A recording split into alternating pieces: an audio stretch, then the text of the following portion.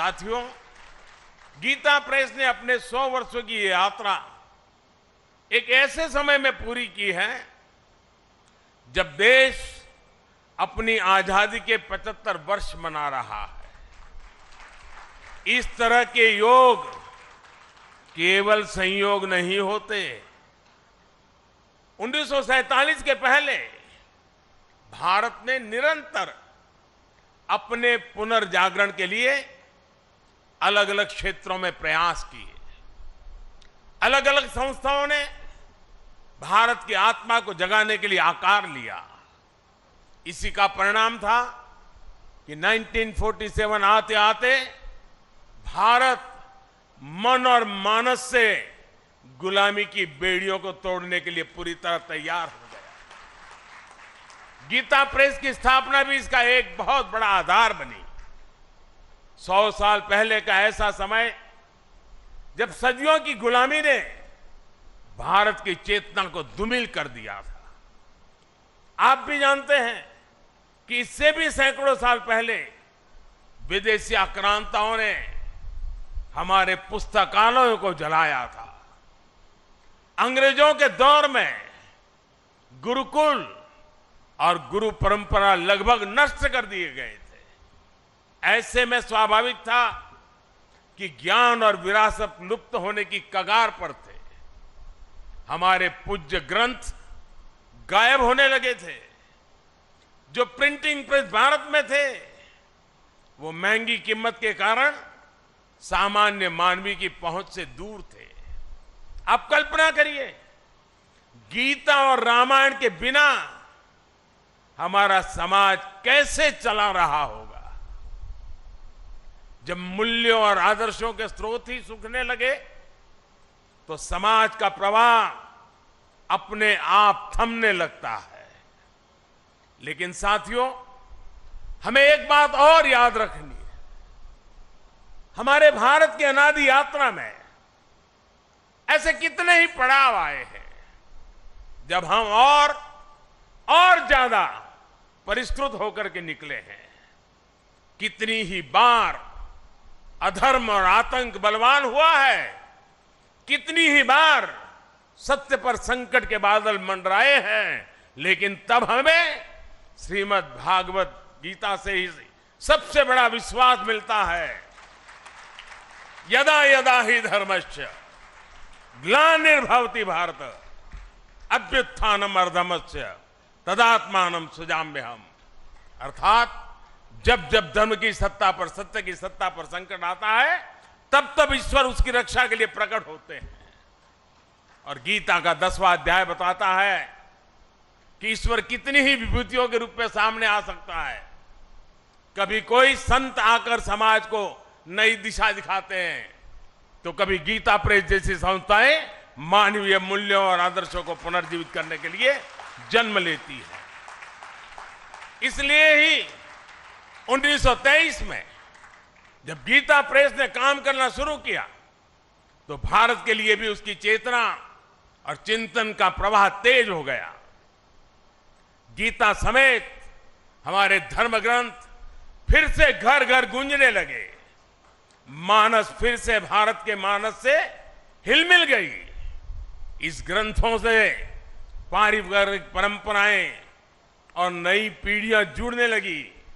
हमारे पवित्र ग्रंथ आने वाली पीढ़ियों की थाती बनने लगे। साथियों, गीता प्रेस विश्व का ऐसा इकलौता प्रिंटिंग प्रेस है जो सिर्फ एक संस्था नहीं है बल्कि एक जीवंत आस्था है। गीता प्रेस का कार्यालय करोड़ों करोड़ लोगों के लिए किसी भी मंदिर से जरा भी कम नहीं है। इसके नाम में भी गीता है और इसके काम में भी गीता है। और जहां गीता है वहां साक्षात कृष्ण है और जहां कृष्ण है वहां करुणा भी है, कर्म भी है। वहां ज्ञान का बोध भी है और विज्ञान का शोध भी है।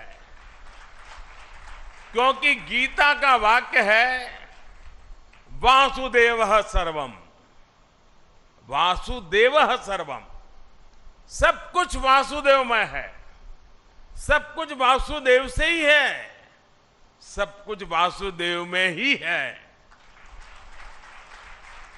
भाई और बहनों, 1923 में गीता प्रेस के रूप में यहां जो आध्यात्मिक ज्योति प्रज्वलित हुई, आज उसका प्रकाश पूरी मानवता का मार्गदर्शन कर रहा है।